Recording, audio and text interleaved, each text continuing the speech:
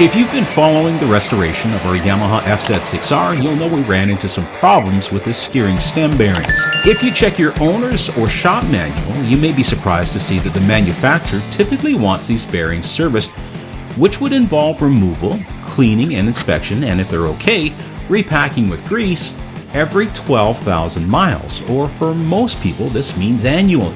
Now, I have yet to meet anyone who does this, and like most, I typically wait for a problem to be evident to repair before disassembling the front steering yokes, and even then, this typically coincides with having the forks off for new seals and bushings, just like on our FZ here. The steering stem is one of those items that's not difficult if you have the tools and means, but most DIY technicians find this labor operation intimidating. So get ready to get greasy as I take on replacing OEM steering stem bearings with what you'll typically find accessible in the aftermarket, a set of all balls tapered one-piece bearings with replacement races.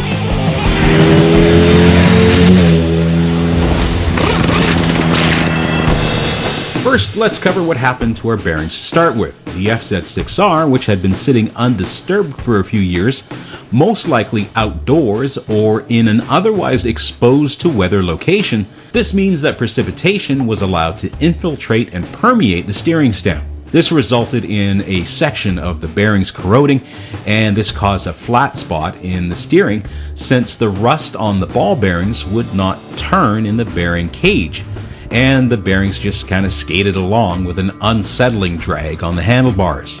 Bearings can fail from wear, but in most cases they do last forever if they're cleaned and greased annually, just like your owner's manual says you should.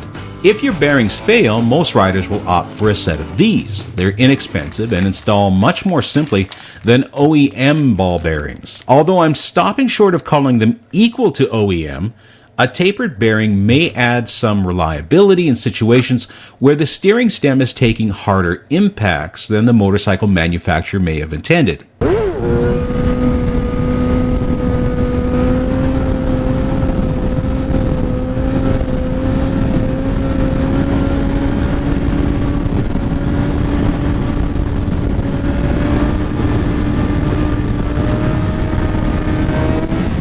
When you remove your steering stem, you'll find either a tapered bearing like our replacements or individual ball bearings. And if you're lucky, those individual bearings will be packed in a plastic cage so they don't just go everywhere when you drop the lower steering tree or yoke from the bike.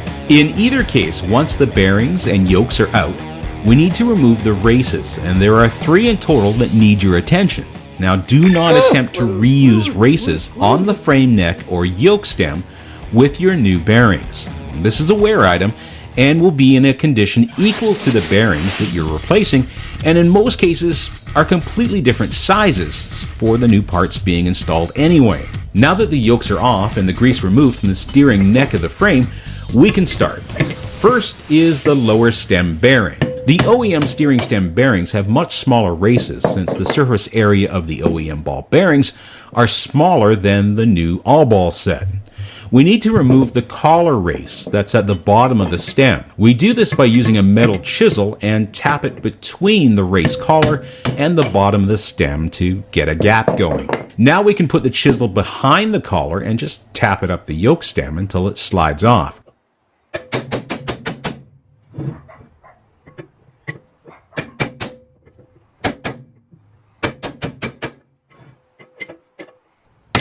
If you're having some difficulty getting the collar to move, you can clean the yoke stem up with a little emery paper and some penetrating fluid like WD-40.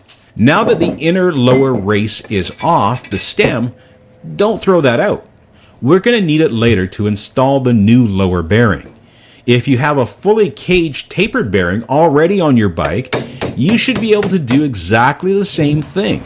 This done, we can clean and dry the steering yoke and set it aside while we work on the bike frame.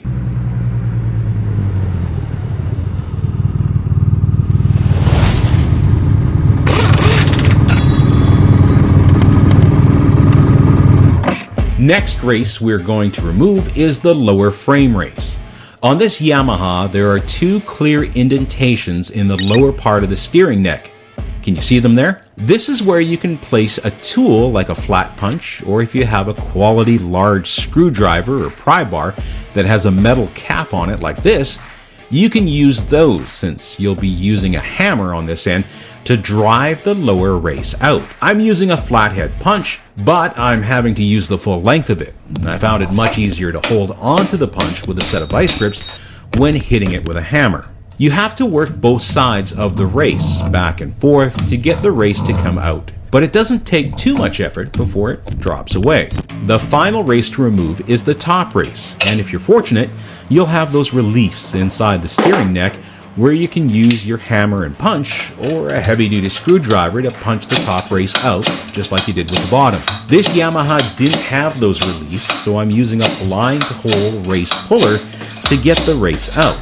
The race puller expands inside and behind the race to grip, and then you use a slide hammer to move the bearing up and out. With the frame races out, we can clean up the corrosion on the frame and give the race areas a light coating of lithium grease prior to installing the new ones. I did put our new races in the freezer overnight to shrink them as much as possible, and we'll start with the lower race since this will be the least amount of fun. Using a race driver or any hard cylindrical object equal in diameter to the race, you can start driving the race into its new home. In my case, I'm using a heavy-duty forged socket that is exactly the size of the race and fits neatly onto the outer lip of the new bearing race. Some prefer to use a race setting tool that will press the race in place. Here I'm demonstrating this technique by using a puller to move the race into the relief.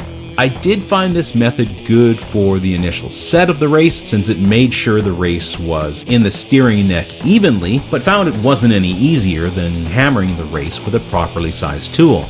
You can make your own press tool using grade 5 or 8 ready rod and washers sized properly. This is helpful if you can't secure your bike to easily hammer the race in. The top race was much of the same, but before we finish up with races, I wanted to make mention of the aftermarket kits sold for steering stem bearing replacement. When installing these kits, you should be aware of the variety of motorcycles that it's made for. This one size fits most approach means that your new races, bearing and dust shield, may interfere with each other when you tighten them up in the bike. Take a moment to ensure the dust shield does not touch the roller bearings or race when pressed together by hand. Understand that if there's contact with them out of the bike as the stem is tightened up, there will most likely be contact as the gap narrows and the rubber in the dust shield is pinched. You may need a spacer by way of a washer between the dust shield and the bearing to create a gap to avoid the issue of binding and the dust shield getting eaten away every time you turn your handlebars. With the races in the frame neck set to the appropriate depth, which should allow the tapered bearing to sit low enough that the roller cages are not exposed at all, while the bearing sits a millimeter or two above the frame neck. Most frame race reliefs will prevent you from going too deep, but make sure and double check your stem bearing as you drive or pull these races into place. We can now go back to the lower steering yoke, or triple tree if you prefer. We need to place the lower dust shield on the yoke and prep the lower bearing for installation. Bearing preparation consists of packing the bearing with grease. I'm just using a standard lithium-based multi-purpose wheel bearing grease. Nothing too heavy like moly grease, while still being resistant to melting or water penetration. All manufacturers will insist on a lithium soap-based grease, which will be most wheel bearing greases you'll find in the market. What you need to avoid is simple greases made with calcium or sodium bases. Lithium complex grease is another term you'll see on forums and online. This is an improved version of standard lithium soap-based grease for high temperature or wear applications. Lithium complex grease is overkill for steering stem applications, as is calcium sulfonate grease. So if you're standing at the parts store looking at these, don't bother and save the $10. Packing the bearing is done by rolling and pressing the grease into the roller bearing and cage. Make sure the grease is all around the rollers and not just on the outside. Wipe off the excess and we're ready to install. Remember I said we need that old inner race we removed earlier from the steering stem? Well, to set our new tapered bearing on the stem, we need to use it to fit tightly against the inner part of the new bearing when we tap the bearing in place. This will ensure we don't damage our new bearing. A few taps working our way around the bearing will slide the new tapered bearing in place at the bottom of the yoke. To remove the old race we used to help with installation, just grab that chisel again and tap it off.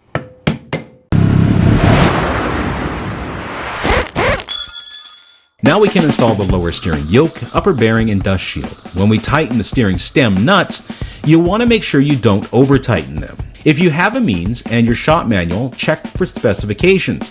Our Yamaha has a torque setting of 52 Newton meters, which is 37 foot-pounds on the lower nut, while the top nut is only 13 foot-pounds or 18 Newton meters. If you don't have a stem socket and are using a spanner like me, bring the bearings up tight into the steering neck and then lightly loosen to where the yoke is no longer binding when moving from full lock left to right. Once the two stem nuts are in place, be sure to use the locking washer to keep things tight for the miles to come. Steering stem bearings in place, we can start reassembling the front of the bike with the upper yoke or triple tree, handlebars, and forks. Next week, I'm going to align the forks on the FZ6R, so if you've ever suffered from dog tracking, uneven front tire wear, or offset handlebars, you'll definitely want to check back and click that video. Thanks for watching, and be sure to ride safe.